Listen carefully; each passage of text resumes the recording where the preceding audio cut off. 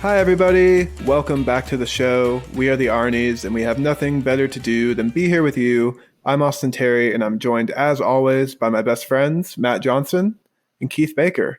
Matt, how you doing? I knew we'd come back.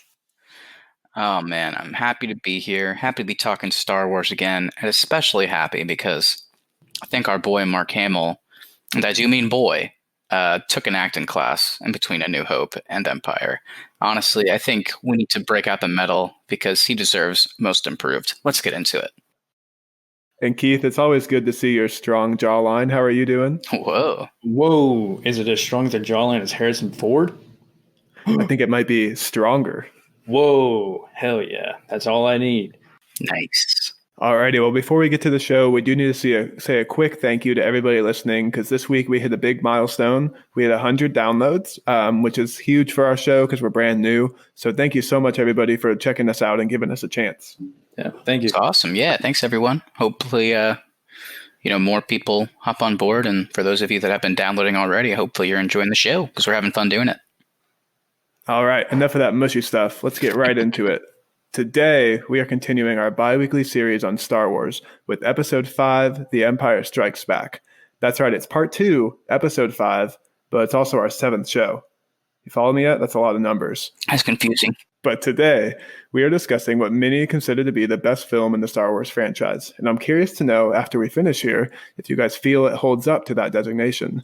I, for one, am really happy to be leaving A New Hope behind us. Matt, I imagine you feel the same? Yeah, I mean, look, A New Hope, great movie. For me personally, it just didn't really hold up. Didn't have that same magic in terms of the actual viewing experience. So it was cool to watch this one after being worried going into it that I might not like it either.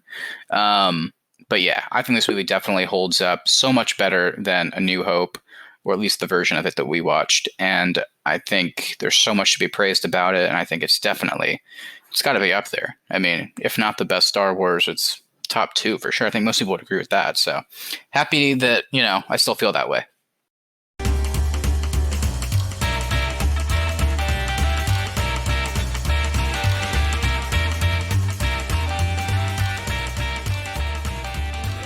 Alrighty, well, let's, as always, start with some quick movie facts. The cast in this film, most people know, Mark Hamill, Harrison Ford, Carrie Fisher, James Earl Jones, they all return as their characters. And we do have newcomers, Billy D. Williams as Lando Calrissian, and Frank Oz, who voices Yoda. I love Lando Calrissian. It's Calrissian. Oh, Calrissian. Close enough. These names, man. I'm so sick of these names. Where are the easy names like Biggs? What happened to those? Well, George Lucas got a new writer in this one. So. That's true. George Lucas only has a story credit on this. I always looked back and for some reason I thought that he wrote all of these with Lawrence Kasdan, but I guess he didn't because I believe definitely on this one. And I guess Return of the Jedi, he only has a story credit. He also brought on his former professor at USC, Irvin Kershner, to direct this film. And then he also hired Lee Brackett, who is a science fiction author, to co-write this film as well. Okay, so there you go. So they wrote it, and then George Lucas, I guess, just had the story concept, and then they all worked together. I think it worked out, though, because I think this movie, I like the way the story flows better, and I definitely like the way it's directed and how it looks more. So I think it sounds like they made the right choice all around for me. Yeah, I had always thought George Lucas directed the entirety of the original trilogy, but I guess I was wrong there. Yeah.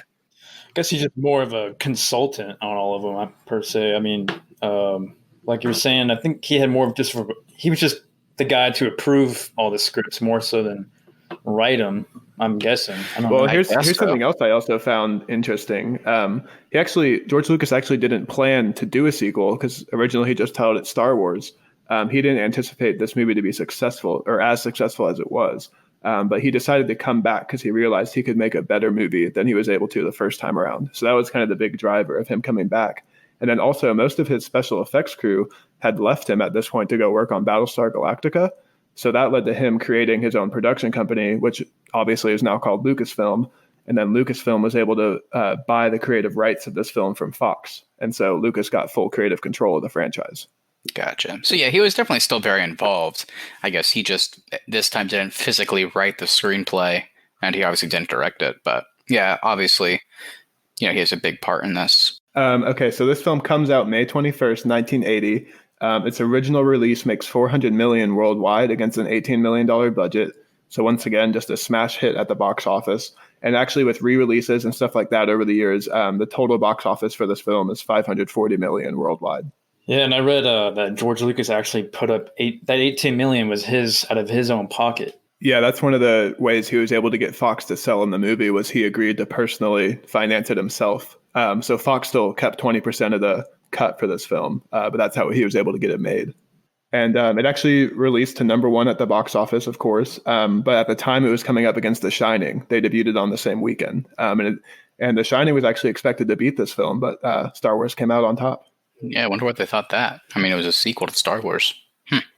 Stanley Kubrick obviously was popular, but that seems like a weird call. They wouldn't make that same one today, but goes to show you, I guess, this movie was an underdog. At least the original one was, for sure. Yeah. And so this film actually came out and got mixed reviews from critics at the time. Obviously, from the audience, it's grown to become, considered the best film of the franchise. But the critics at the time, some felt it was really fun, had great visuals. Some thought it was like a really good sequel. And they pretty much all agreed that it was an improvement on the writing. But the critics that didn't like it felt it fell flat and didn't tell a concise story or have enough character development to be a worthy sequel to the first movie. I feel like the character development was pretty good. I mean, when it jumps into Hoth, it's pretty much established that Leia, Han, and Luke have been kind of working together for the past, I guess, like 6 months to a year, however long they've been with the rebels and all. Yeah, that. and the other big complaint was they felt like it didn't really have a beginning or an ending. But obviously, this ended up being a middle film, so it kind of works right after you see everything. Yeah, I guess I get that. I mean, in terms of character development, I guess. I mean, in the actual movie, do the characters really change? Not really. I guess Luke probably does, but, does Han Solo, Leia, any of the other characters really change that much from beginning to end?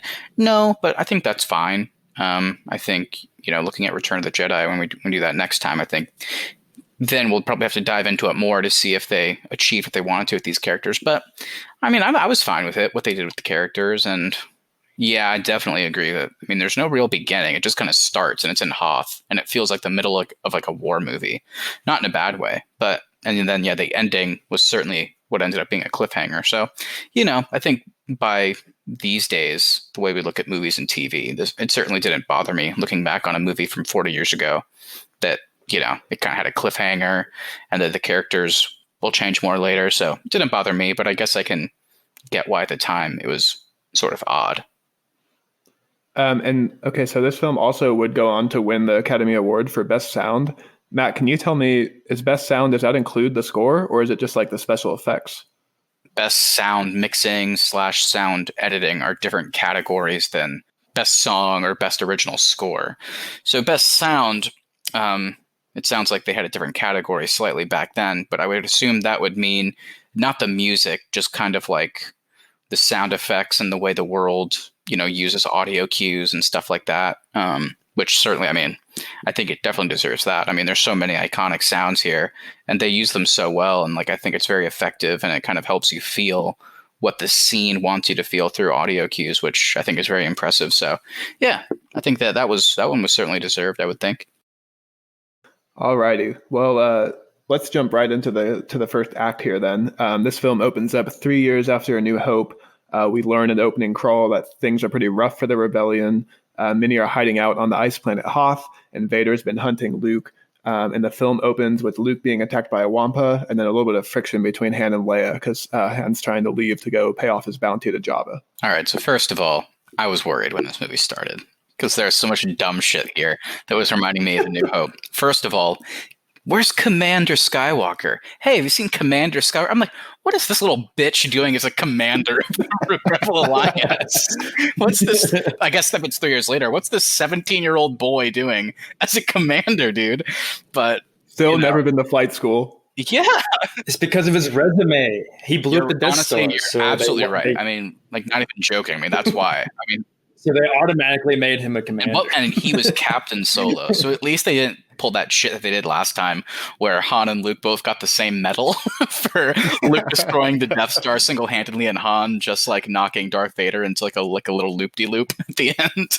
But so at least they're not the same rank. But I was laughing a little bit. I was like, that seems odd. Why is he everybody's hero? But again, you're right. I mean, destroyed the Death Star. But I didn't think we were going to get to this yet. But Austin just said it. And I saw Keith smile. I don't know if he was smiling at that, but Austin just described them as Han and Leia. And normally we would make fun of Austin because he mispronounces every character name in this universe. But this movie doesn't know what to call Han Solo.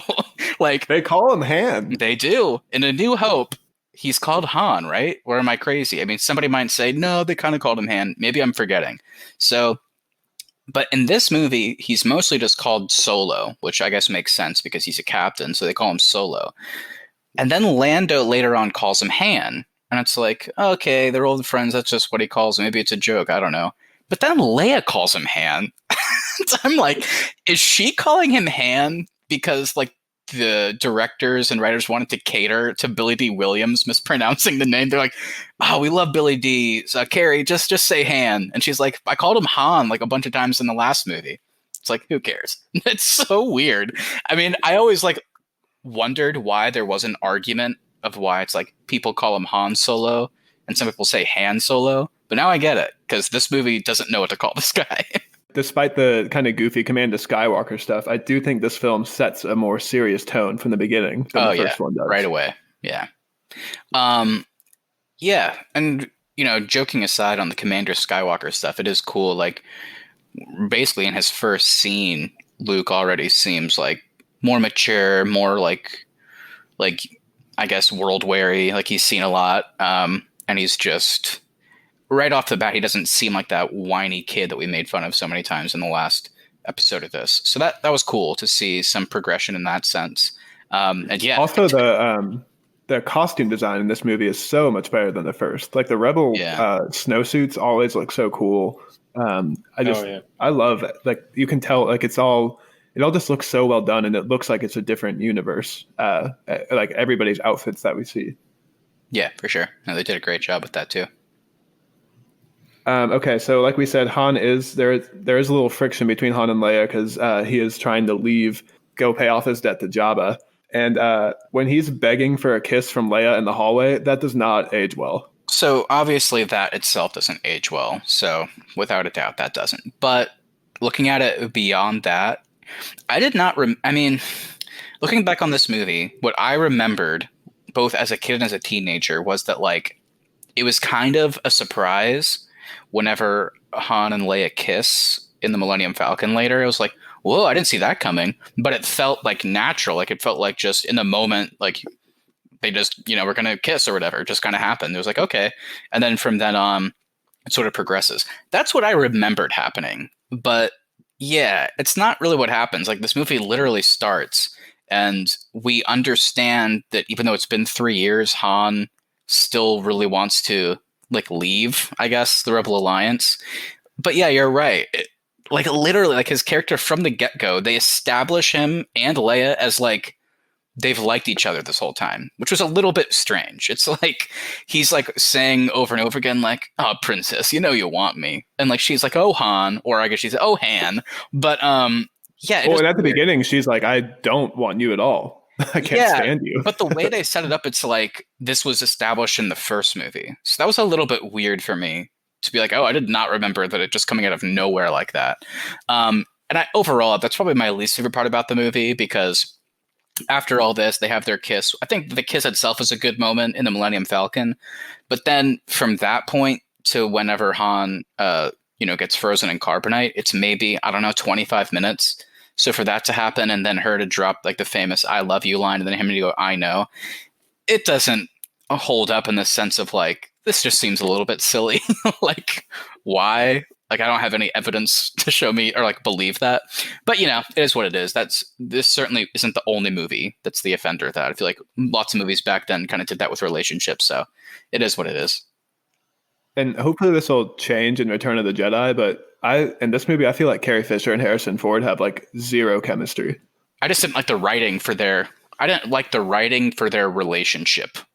It's implied, I think, over the past 3 years that they were kind of flirting and all that, but she was always playing hard to get, and he was always like that, which is what they get at in the writing when they kiss in the Millennium Falcon. Is whenever he's like, "You like scoundrel" and all that. So she's like, she doesn't want to admit that she likes him, but deep down, she loves her some She Han. loves Man. Yeah. Well, the big plot driver in this opening scene is that Luke doesn't return from scouting out the ice planet, and it's getting too cold at night for people to be out there. So Han has to go out there and look for him. And R2 and C-3PO try to scan the planet for him, but C-3PO gives up because he's too cold. This was not a good start. You guys know how I feel about C-3PO. The audience, if they listen to our last episode, they know how I feel about him. I'm on board with you now, too. Yeah, he is better in this movie. He has some good moments coming up that we'll talk about, but this starting off point was not a good one. He literally chews out R2 for trying to find their friend because he's too cold and he has to go back inside. So silly. And he goes out there to look for him for maybe 2 minutes. Yeah, exactly.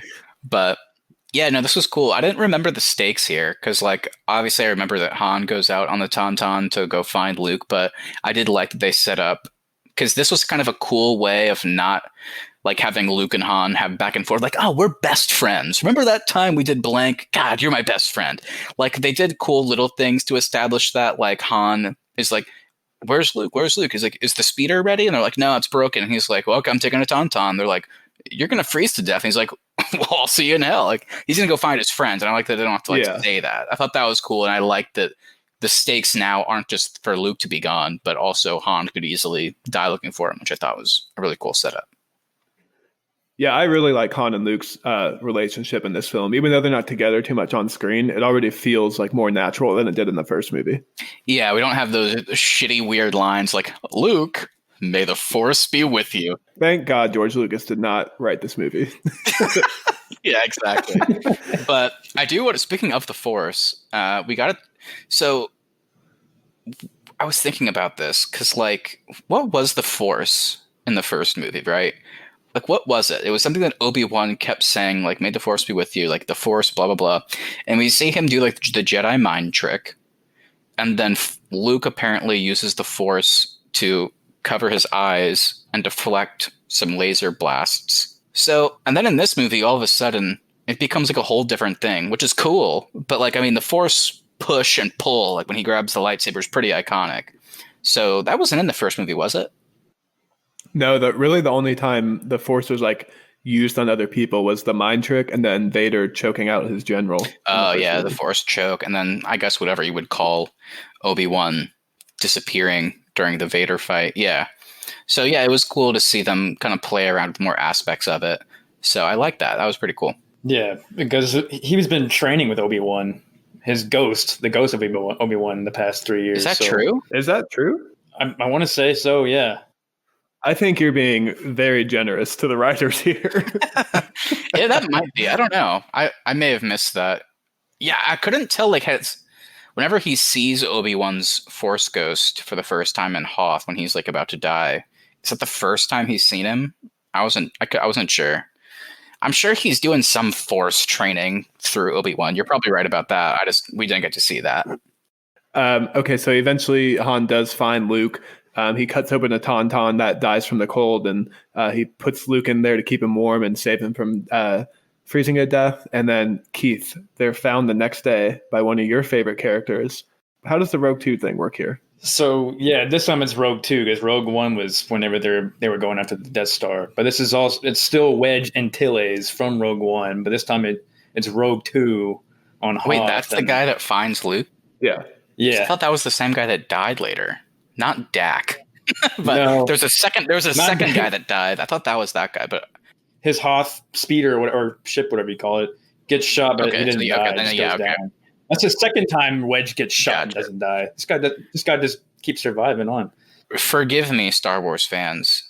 Why do people care about this guy? Why does anybody care about Wedge Antilles? I mean, he was kind of in the first movie. I guess they established that he was C-3PO and R2-D2's owner for a time, but then he's maybe only just in the beginning of that movie. And then he has some good scenes here. I won't deny that. But then he's gone for the rest of the movie. Like, why do people care about this guy? Is he in the next one? No, but it's funny because the actor himself who plays him doesn't even give a shit about him. All the fans were like, "We love Wedge, bring Wedge back," and so they didn't bring him back in Return of the Jedi, and then they didn't. Obviously, prequels were before Wedge's time, so the new trilogy that just came out, Force Awakens, the first movie, they were wanting to bring him back in some way as an older Wedge, and he's like, "No." The actor said no. He turned it down. They wanted to bring him back. He's like, "No, I don't want to come back. I don't give a shit about playing that character." And then eventually he gave in and came back in Rise of Skywalker. Again, for like 2 seconds of screen time, where it just like cuts to him in a ship and he's like, let's get it done. And then you had the point, then you had the 0.05% of the fans like in the audience like, yeah, Wedge. And then that was it. I knew he'd come back. Yeah, it's so dumb. So yes, Han and Luke are found by Wedge Antilles, and they're taken back to base. Luke gets some time to rest up. In his diaper. And his reward is getting to be made out with by his sister. Our hero. Our hero. You know, the first time you save the galaxy, it's a medal. Second time you save the galaxy, it's a forcible kiss from your sister. And he gets another one later that's even grosser that we'll talk about when we get to, because I did not remember that one. I just hate that after this kiss, it must have been a directing choice, not his, but his decision to, after Leia kisses him, to then just like relax like he's in Hawaii, like on a vacation. He just like puts both his hands behind his head and chills out. It's like, what are you doing? All right. So, you know, the reason he actually puts his hands back like that is because they like the way Chewbacca did that in the first one when they were playing that, like the chess game on the Millennium Falcon. Chewbacca did that whenever he won. He put his hands back, and they liked that he did that. So they're like, we'll make Luke do that in this one at that moment. Yeah, it's cool that Chewie did it. It's just not cool that Luke did it after French kissing his sister.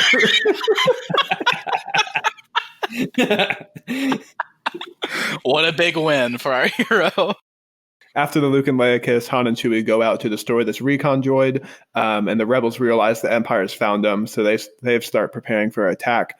We cut to Darth Vader on his ship, who, why does he kill this general? Because he doesn't want to move forward with the attack? But he does kill a general on his ship and then launches an attack on the Hoth base. I think the mistake was that they had a signal from Hoth, but they wasn't confirmed that rebels were there. They thought the rebels were there. Darth Vader used the Force and said they're there, and the general was like, we're not sure they're there, so we're not going to waste the resources sending the troops down there. And so that's why they had that disagreement. That's why he choked them out. Okay, so this starts kind of the big conclusion to the first act, which is the Hoth battle. The Empires launch their AT-AT walkers to try and destroy the shield generator, and the rebels try and escape by launching one transport ship at a time and using their forces to buy them enough time to escape. Yeah, this was really cool. I like this entire sequence. I like that during this huge battle, the rebels are also trying to escape. So there's lots of planes of action. It also cuts back inside the base, and we see what Han, Leia, 3PO, everybody's up to. So that's cool. And yeah, I really like the way they shoot the actual flying this time. It looks even better than it did last time around. So watching them in their it looks really good. Yeah, and their speeders zoom around and then cut to inside the cockpit view, and we get to see everything in front of them, all the blasts. It looks really cool, and it still holds up very well today. And you have those like classic like war movie moments too that you actually kind of feel like whenever his whether or not you care about his co-pilot, it like raises the stakes because they get shot, and then it's like, shit, what's Luke gonna do? Because he can't do the tow cable now, so now he has to get someone else to do it. And then I guess that was Wedge, who then also almost dies. So yeah, there's lots of great moments, and then I love the ending of it whenever Luke gets out of the speeder and he uses that cool gun with like the suction cup to like go up. There's something about the way that they do the lightsabers in this movie specifically that it might be kind of silly and like there's no realism to it, but I didn't really care. I just loved that like anytime it hit an object, it like exploded. So like I like how he just like swings the lightsaber up into like sparks everywhere into the AT-AT, and it just like immediately just explodes. Like it's kind of silly like thinking about it, but it looks so cool. Like all the sparks and just everything. This whole thing is awesome. There's a lot of things in this scene that look great. The blasters look great. The flying looks great, like you said. I really like the rebels in the trenches. I think that looks really cool, and the AT-ATs look really intimidating when they're coming up on them. However, when they do figure out a way to rope the AT-AT and it falls down, that did not hold up. It looks like a claymation scene. Yeah, I was going to say, I don't know how they did that specifically, but I mean, they were using like stop motion earlier in the movie with like the tauntauns and stuff, showing them moving. Yeah. So it looks so bad. Yeah, it's one of those things that's just kind of, it's hard to watch that in a live action these days. It just looks so weird to the eye because we're not used to it anymore. But yeah. I'm sure at the time it looked amazing. It just doesn't hold up anymore. Yeah. Everything else looks cool though. So I think I'll take it. I enjoyed it. I think Hoth was a cool planet to open up with. It's the polar opposite of where we started the first movie. The first movie is a desert planet, and now we're on an ice polar planet. Opposite? Polar opposite. Pun intended. Whoa. There you go. Yeah. No, I mean, you're actually right. It's not just this week, not just this sequence, but for me, with the exception of like the weird like Han Leia romance setup, I think I love pretty much everything that happens on Hoth. It was so different. You get to see cool new force powers, the way he pulls the lightsaber in. I think that was one of the few places they actually filmed on location in Norway, in the mountains there in Norway, which is why it looks so clear. It looks good. And the blizzard scene, whenever the Han and Luke are out in the blizzard, that was actually a real blizzard that they filmed it. That was a real storm. Right. I mean, yeah, that's why these movies look better than the prequels, movies that came out like so many years before, is because they shot so much on location and like used practical sets. I mean, this movie looks great considering it came out 40 years ago this year. I think 1980. Yeah. So 40 years ago. That's crazy. And then, yeah, before we move on, this is a pretty important scene as well. Whenever Luke is dying in the snow, we get the Obi-Wan Force Ghost, which tells him, definitely just exposition, but I was fine with it, telling him to go to the Dagobah. I didn't remember that. So that was cool. I was like, okay, that's how he knows to go there. So that was cool. I also like that they don't just use that to tell him to go to Dagobah. Like, I like that Obi-Wan shows up later too. Like, I'm glad that it's a recurring thing instead of just something to drive the plot forward. Yeah, and I like that. I've always kind of thought it comical how the Force ghosts look, except for Last Jedi, where it looked like incredible. But like in most of the movies, it just, it's just the actor with like a shitty blue outline around them, so it looks silly. But in this scene, this looked really cool. I liked how he was transparent. I think it's because of the blizzard. That's why. But I mean, I was like, I wish they could have found a way to use that. But it did before, because we made fun of A New Hope so much. Before we continue on into the second act, we got to make fun of it a little bit here. Again, Mark Hamill, we love him now. We're big fans, but he's not perfect yet. But whenever Han is like stuffing him into the Tauntaun's stomach or whatever, I just love Luke just like looking past that, just going, Ben, Dagobah, Yoda. Just laughing so hard. I immediately thought of that episode from Man vs. Wild, where Bear cuts open that moose or whatever that's like out in Iceland, and he gets inside and sleeps in it. I immediately thought of that. Anyway, let's move on. Okay, so the first act concludes with the rebel evacuation moving forward. Luke gets into space and sets a course for Dagobah, and Han, Leia, C-3PO, and Chewbacca have to escape into space, but they get followed by the Empire. Right. Yeah. No, cool setup. I like the scene of the Millennium Falcon escaping as we see like Luke on the mountain watching it, and then different planes of action. I like that in like TV shows. I like when they split up characters to give them cool, interesting stories. And I like where both stories go. So this is cool. That's the last time Luke and Han are on screen together until Return of the Jedi. I know. Yeah, that's crazy. I mean, yeah, that's true. Yeah, definitely. I think that must be why they kind of front loaded the movie with some like actual like interesting and cool Luke Han relationship, friendship stuff. So it was nice that we got to see that, since we don't get to see any of it till the next movie.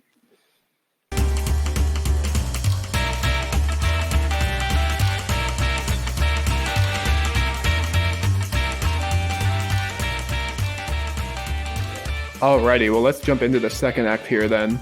This opens with Luke crash landing on the Dagobah, and then at the same time, Han and Leia are kind of avoiding the Empire forces through an asteroid field, and they eventually settle on what they think is an asteroid cave. Right, yeah. No, good stuff. Again, I like the way the movie looks and sounds. Lots of cool flying. Everything sounds really great.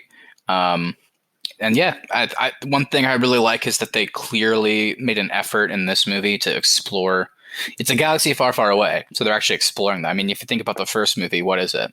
It's Tatooine, and then they're And the Death Star. in the space the entire time, and then they end up in the Death Star, and then various ships, of course. And then the very end, we get to see a little bit of Yavin. That's it. In this movie, we get Hoth, completely different. We get Cloud City, obviously very different. Dagobah, a swamp, very different. Like lots of really cool different stuff. So seeing that in motion was really cool. Yeah, this actually feels like a big galaxy in this movie. I will say, though, whenever Luke crash lands on a Dagobah, in the first movie, we had that awful trash compactor scene of him screaming out 3PO over and over. So, of course, in this movie, we had to get him yelling out R2 when they're sinking in the swamp. Definitely better. R2! Definitely not as cringy, but still, I admit it made me laugh, not because of the performance, but because I was thinking about the trash compactor scene. 3PO! Yeah, me too. 3PO! Okay, so while Luke is on Dagobah, eventually he does run into a little. He doesn't know it's Yoda at the time, but it's this little green alien.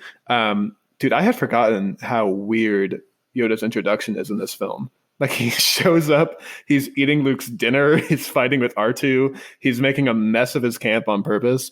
And I had forgotten like how he eventually transitions into that mentor role. So I was like, oh man, I do not remember Yoda being this weird ass character.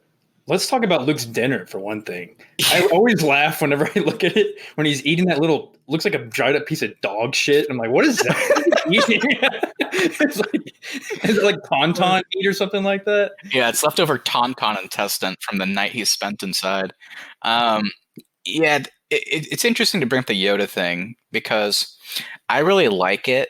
I like it how it has that scene where once Yoda basically like, I guess it's in his house, once he starts communing with Obi-Wan, and then Luke is like, you're Yoda? I like how he goes from like the really silly, like crazy old man to like a serious Jedi Master. Yeah, I like that. I had just forgotten that he does that. Yeah. So when I first saw this scene, I was like, oh man, Yoda is not as cool as I remember. Yeah, because they definitely like played it up in the prequels that he was like the wisest person. And like here, the intro to him originally was just this crazy old hermit. But I guess the idea, I don't really know, because then he does transition. So it's like maybe he was just acting. But either way you look at it, I mean, this guy at this point has been on Hoth for like 20 years in exile. So I guess maybe he's, Dagobah. So yeah, maybe he's going a little bit crazy. Who knows? If I remember correctly, R2 did not have his memory wiped. So shouldn't he remember Yoda? Shouldn't he be like, oh, hey, that's Yoda? I thought R2 and 3PO had their memories wiped. I could be totally wrong on that. But I think 3PO had his memory wiped. R2 never had his memory wiped. Also, does anybody know why their memories were wiped? Or was that just like kind of like a weird thing that they had to introduce because they felt that there was no way that they could have the characters in the prequels without like having knowledge, you know what I mean, of what happened? It was they never show it in the original trilogy, right? Like we never actually. No, they definitely never show us. I think the implication is that it happened between 3 and 4 at some point, but I don't know why. I mean, it seems like these droids have so much knowledge, but maybe 3PO is so annoying that they were just like, who gives a fuck? I just can't listen to this guy talking. Well, episode 3, Senator Organa takes them, and he takes them to Alderaan, and I think he mentions that he'll clean them up and wipe the memory, but I don't know if he wiped. I don't know if he wiped R2s. I think I read somewhere that he only wiped 3POs. No, that makes sense then. Yeah, because he obviously did it because they couldn't have the secret about the kids out there, about Luke and Leia, because they would become targets. So they obviously probably had to erase 3PO, who they can't keep a secret. Blabbermouth, yeah. And I guess R2, since he can't speak in the same way, maybe they didn't have to do that. But regardless, if he does have his memory, I was going to bring up the same thing, Austin, because even the other way around, I'm pretty sure Yoda knows R2. Everybody has to keep in mind, R2-D2 and C-3PO were like Anakin's best friends. So anytime this guy was walking around for like the fucking 20 plus years he was a Jedi Knight, I mean, people should recognize these droids. I guess again, Yoda was acting, so I guess that makes way more sense than the Obi-Wan thing from A New Hope, which I still don't understand. I forgot to look that up, but I don't know why nobody recognizes these droids who know everything. They know who Darth Vader is. They know about these two kids, but again, their memories were wiped apparently, so I guess they get a pass. Well, so while Luke is on Dagobah, Han and Leia and Chewie are making repairs on the Falcon. C-3PO is nagging them from the background because that's all he can do in this film. Yeah. Eventually, yes, we do get to the Leia and Han kiss while they're repairing. And again, in a vacuum, I think that's a good moment. But yeah, looking at kind of their relationship, where it started and certainly where it goes, it ends by this movie. Kind of weird, but at least we get a good moment out of it. And we also do get our first introduction to Emperor Palpatine. We do it. Right. We have a quick scene with Vader on one of his ships, and he gets a message from Palpatine, which he tells him Luke is Anakin Skywalker's son, and he must not become a Jedi. Yeah. So, from what I remember, Darth Vader was set up as the big bad, right? In the original. I mean, I guess Darth Vader and Tarkin were on the same level, so I guess like there obviously was somebody above them, power, like level wise, like a boss. But I guess we just didn't know about it, and we certainly didn't see the Emperor yet. So yeah, here's our introduction to the Emperor, only seen in the movie. They went back after the fact, obviously, to make him look more like Emperor. Yeah, I was going to ask you. You're telling me that George Lucas added special effects to New Hope. Did he do that to this one too? Yeah, but certainly not as much. And the ones that he did add, while there are some glaring ones, there's not as many. They don't look as bad as the New Hope ones. But this one makes sense. I mean, Ian McDiarmid, the actor, played Palpatine, I think originally only in Return of the Jedi when he plays a prominent role. But I guess by whenever they didn't have him cast yet, whenever they were doing Empire, so he looked a little bit different, I guess. So kind of going back after they did the prequels, they basically just redid the scene using that actor from the prequels, which makes sense. I'm fine with that. I was reading that George Lucas and Lee Brackett made a conscious decision to introduce a new overarching villain that could be an enemy for their remaining two films. Yeah, so that's why we get Palpatine. Yeah. This may be a hot take. I mean, if we end up doing all the Star Wars movies, I'll be talking about it more. I don't like the Emperor. I know for a lot of people, he's like their favorite character, and they love that actor. I think it's all silly. I don't like it, and I get why they did it. Look, why did they introduce him? Is probably because how are they going to give Darth Vader a redeeming moment if there isn't somebody worse than him? That as we'll talk about Return of the Jedi, Vader watching what Palpatine does to Luke makes him, turn back to the good at the very end. So without him, would that have happened? I don't know. I just don't really like the character. And talking about it in the context of this movie, it's just one scene. So it's basically just showing us that he has a boss. So I guess, to be fair, in the context of this one, I can't complain about it too much. I just guess I've never really loved the idea of the Emperor, but maybe that'll change whenever we rewatch these movies.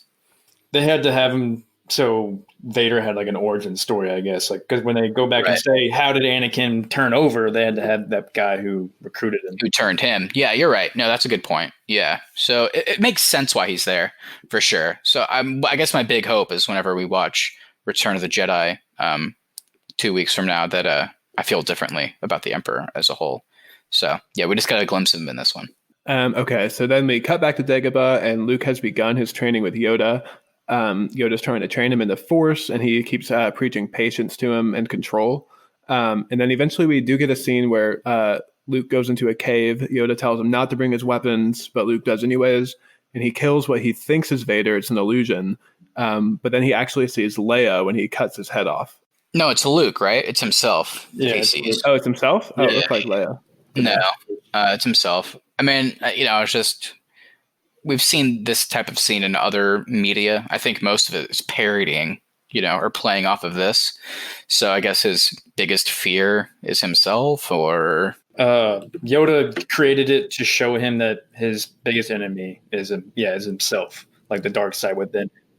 Yeah, because at this point, Yoda is also preaching that, the dark side is bad. You can't do that. And we do get glimpses of Luke asking questions about it. Like, is the dark side stronger? Is it better in that sense? And we get to see kind of glimpses of Anakin stuff from the prequels. Like, well, maybe that power can help me achieve what I need to in order to save people or whatever. I think that's kind of the implication, but yeah, I think it was to show that he's kind of afraid of both Vader and then himself. And we do kind of get three big teachings from Yoda in this movie. One is that a Jedi has to be present. They can't yearn for the future. The Force, the second one is the Force can only be used for knowledge and defense.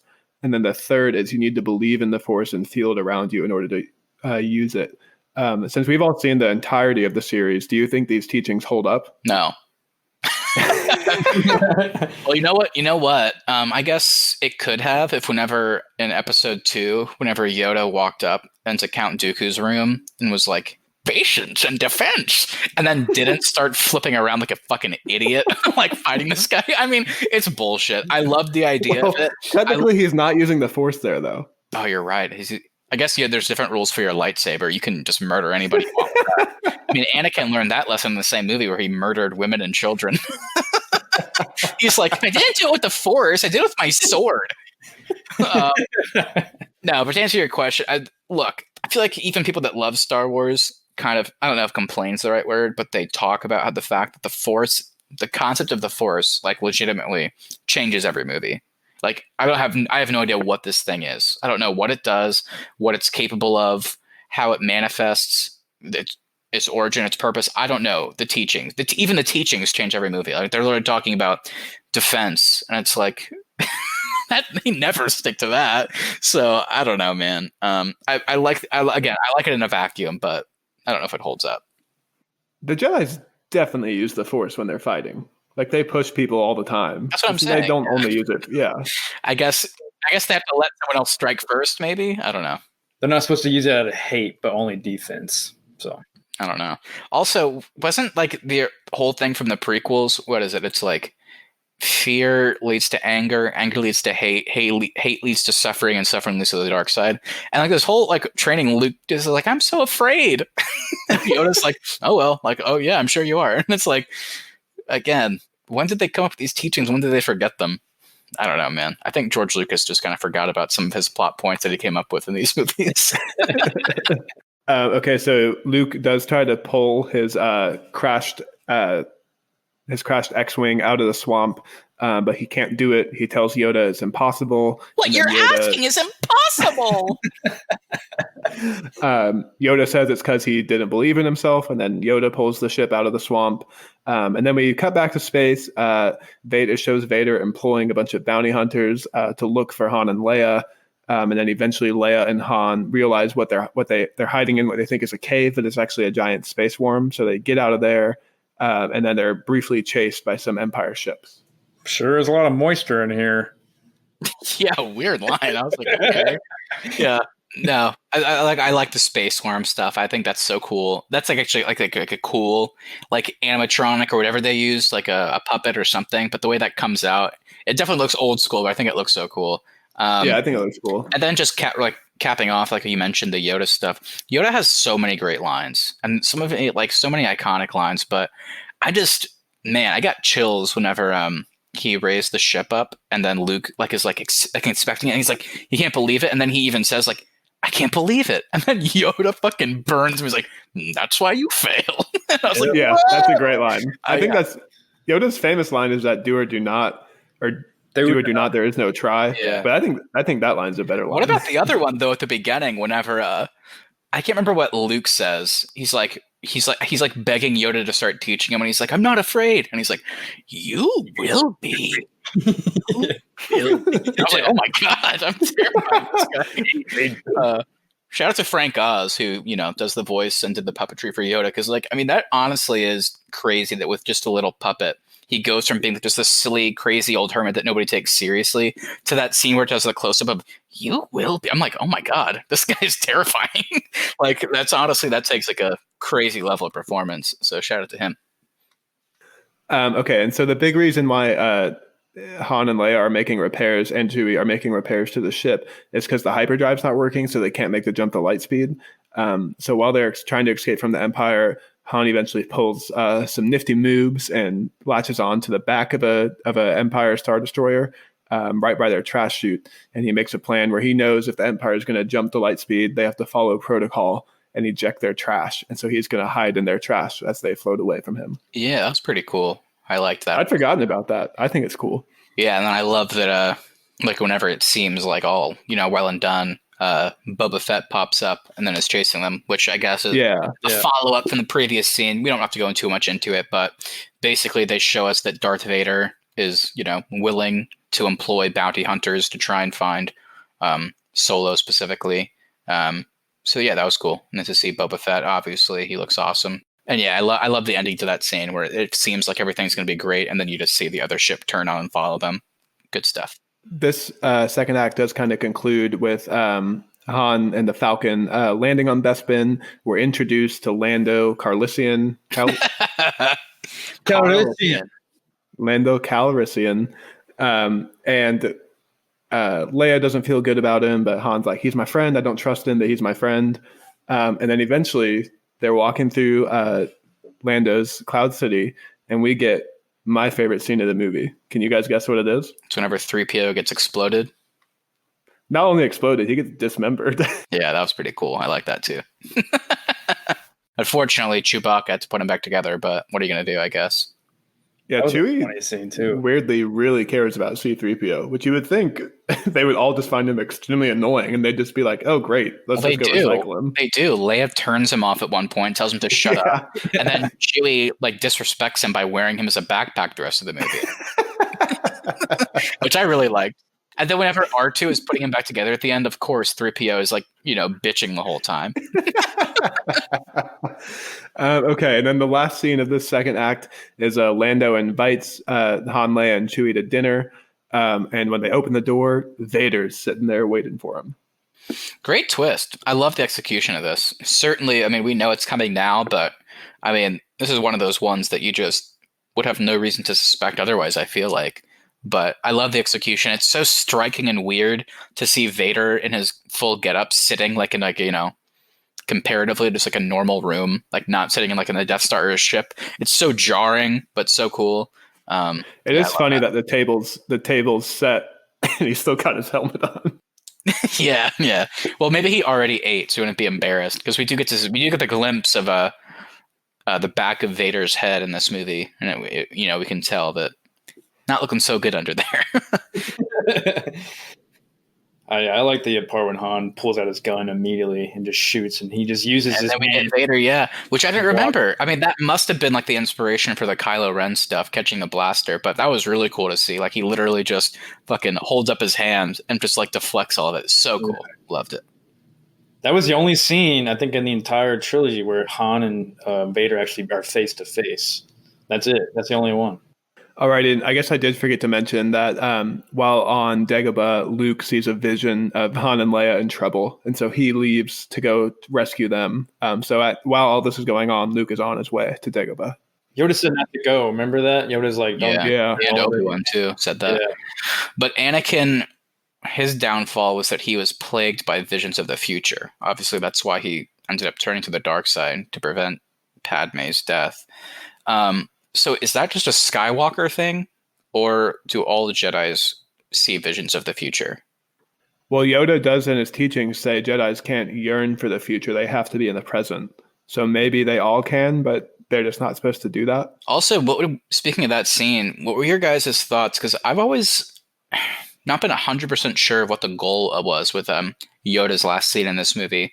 Whenever Luke takes off, and then the lighting does a weird thing where it gets really dark and he's still talking, and then Obi-Wan's ghost is he's our last hope, and then Yoda's there is another. Who's he talking about? Is he talking about Leia? Because if he is, to me, they completely botched that in this movie and the next movie. She doesn't do anything. Or is he talking about Rey? I think he's talking about Leia. Rey wouldn't have been born. Matt just rolled his eyes all the way back in his head. Call back to one of our episodes. There's no way they were planning for that. No, they're talking about Leia. Is there a chance? Because I assume it's Leia, but I do think they kind of botch it, because Leia doesn't do anything Jedi or Force or anything cool that I remember in this movie and the next movie. Not to diss her character, I like her, but that line feels weird to say it if they don't do anything. Anyway, what I was going to say is what could be cool, and maybe this is just me geeking out, but is he, because remember in the prequels, by the end of 3, whenever Yoda's just accepted that Anakin might not be the chosen one, but what if in that scene, is he thinking that Anakin might, is he seeing him kill the Emperor? Is he hoping for that to happen? That could be it too, yeah. I just don't see how it's Leia, because what's he referencing? Because I think they don't really follow through with that in Return of the Jedi.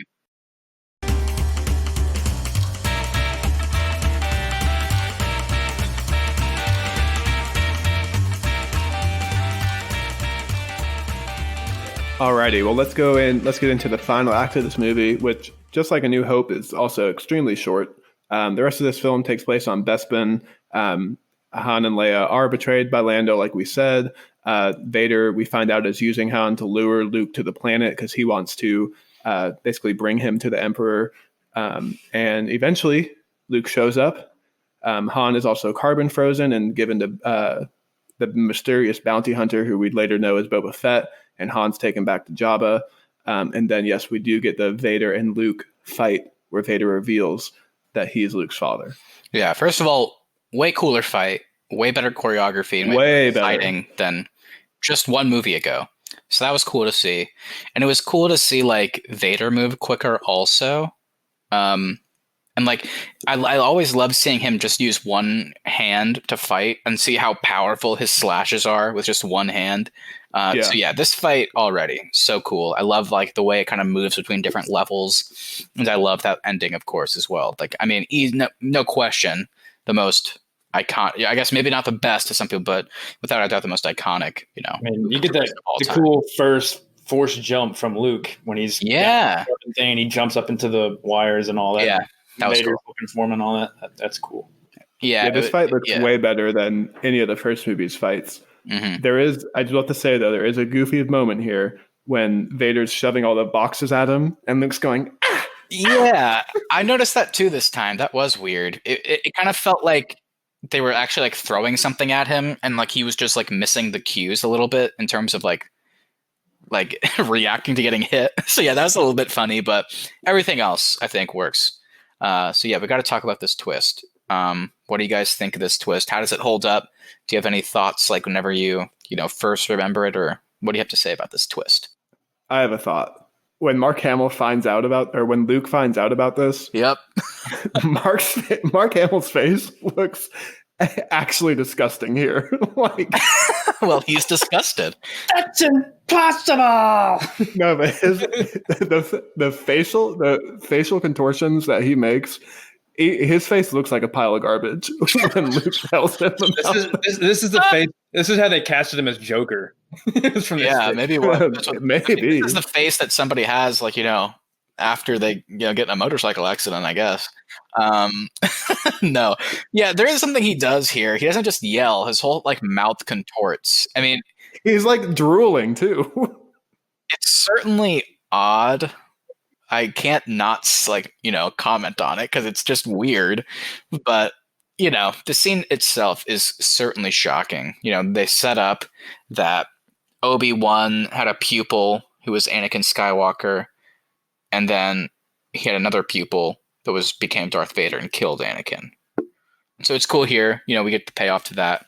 And Palpatine even refers to Anakin Skywalker earlier in the movie. Yeah, to kind of throw them off. And they do continue that because I know Palpatine never refers to Vader as Anakin. Like it's like they're two different people to Palpatine. So I like that. The kind of planting that seed. But yeah, I mean, the scene's great. I love it. I love the twist itself. I remember the first time I saw it, I was just blown away. I had no idea what was happening or what this could mean going forward. And it's I think everybody was blown away when this scene first played out on screen. Mm-hmm.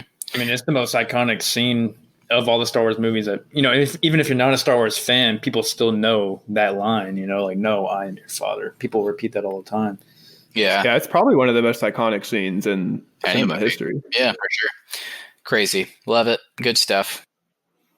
Okay, so while this fight is going on, Lando has a change of heart. He frees Leia and Chewie, and they try to go after Boba Fett before he can take off to try and save Han. Chewie has also put C-3PO back together. So, like you said, Matt, he is wearing him like a backpack and bitching the whole time they're running across the Cloud City. Yeah, and then they just happen to run into R2, who came there with Luke, so that they kind of regroup as well. So, yeah, good stuff. Obviously, they don't succeed. They miss Han's ship by just a little bit. Yeah, so then they got to get out of there. They got to escape. And Boba has a bigger role in Return of the Jedi, right? Nope. Everybody is. No? I mean, I wouldn't say he has a bigger role than this. Certainly not any more screen time. I mean, he's spoilies for anybody that hasn't seen Return of the Jedi. I mean, he's out of commission. I mean, pretty quickly in that movie. And he dies in the lamest fucking way. Can't wait to talk about it. Well, then This is just like Wedge Antilles. Why I was is gonna he say this is definitely built up to better be this because big character? at least he looks cool. Wedge, I didn't even know this was Wedge. So, but yeah, Boba, I think it's handled a little bit better. But yeah, he was always, one of those characters that looked cool that, they decided to give a backstory to and kind of ruined that. But, whatever. I think it's done fine enough in this one. I think they kind of botched in the next one, but whatever. Okay, so after Vader tells Luke that he's his father, he asks Luke to join him. Luke refuses and throws himself off of the air chute. One-handed Luke falling through this air chute is one of the funniest things I've ever seen on screen. Yeah, it's a little bit silly, the green screening and just the way they made it work. And then even funnier, he should die. I don't know what the play was, if he used the Force somehow here to kind of adjust the way he fell, because he literally falls from a freaking mile up, and then he just lands directly at the right angle into a chute that has a slide kind of. So it's he just lands on the slide and slides down. The Force must have been involved here, right? It might have been a trash chute where it suctions the trash out or whatever. Oh, maybe, yeah. I have no idea, but it does end up looking cool. The fall itself looks awful, but where it ends up is pretty cool. I do like this scene once he falls through and is hanging there, yeah. And then he calls out to Leia, through the Force, and then that's able to connect them, and then she flies back and picks him up. So everyone's back together except Han, but Luke's safe at least. Yeah, and then we do end with R2 is able to repair the hyperdrive on the Millennium Falcon, and they can shoot off in the light speed and escape. They regroup with the Rebel fleet. Luke gets a new hand attached to him. That's a robotic hand. And then Lando and Chewie take off in the Falcon to go look for Han, and Luke stays behind with Leia. Pretty big cliffhanger. The Empire is still at large, and Han may or may not be dead. So lots to look forward to in the next one. At least, just looking at this movie on its own and where it could go. Certainly a cool ending. I kind of dug it where they decided to end it there, yeah. It is also such a great shot of Luke, Leia, R2, and 3PO just standing together looking out on the galaxy. Yeah, cool. Nice little moment to show these characters, one last moment for the most of them to be together before going their separate ways. And clearly, yeah, could you imagine seeing this in theaters back in the 80s and then having to wait until Return of the Jedi? Yeah, wait 3 years. No, yeah, I would have wanted to know immediately what was going to happen. So yeah, guys, I posted in our intro, so I do want to know, do you still consider this the best film in the franchise? Yeah, great movie. I really genuinely enjoyed it. I feel like it holds up. It's crazy that this movie's 40 years old. But I think for the most part, it really makes use of practical effects and some, special effects in such a way that it's able to kind of maintain this long-lasting look and have such a great impact. I think the dialogue is so much better. I think the characters feel so much more it feels like the actors are wearing them better in a way. So yeah, I can't. There's of course, there's silly things to bring up like we did and joke about it because.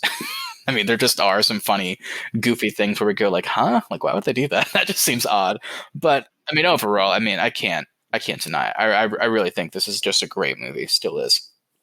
I do. Yeah, I still consider this one the best one. I think this one, if you were to recommend, if you're only allowed to watch one Star Wars movie, I would recommend this one because I think it captures everything. It captures the characters. It captures, like we were talking about earlier, all the different planets, the space battles.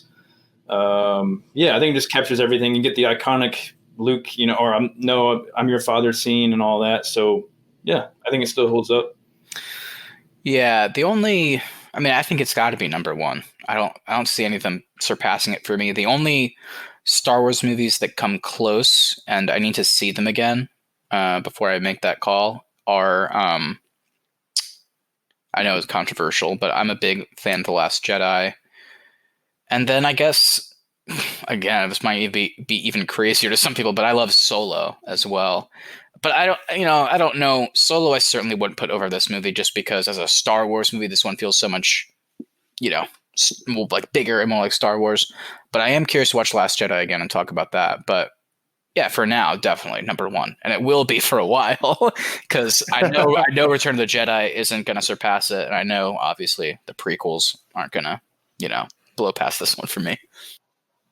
Yeah, I think for me, this film held up way better than I expected it to. I really enjoyed this movie as opposed to the first one. Mm-hmm. I still think for me, I'm going to leave Rogue One at my favorite. Yeah, but this movie is definitely a close second, and I really had forgotten how good this movie is. This is definitely, like we say, one of the better films in this series. It's incredibly well put together. The story is super interesting. I think the characters in this movie are way more interesting than they were in the first one. And then all the fight scenes too, and the battles and everything just look so cool too. And it still holds up after 40 years, which is crazy.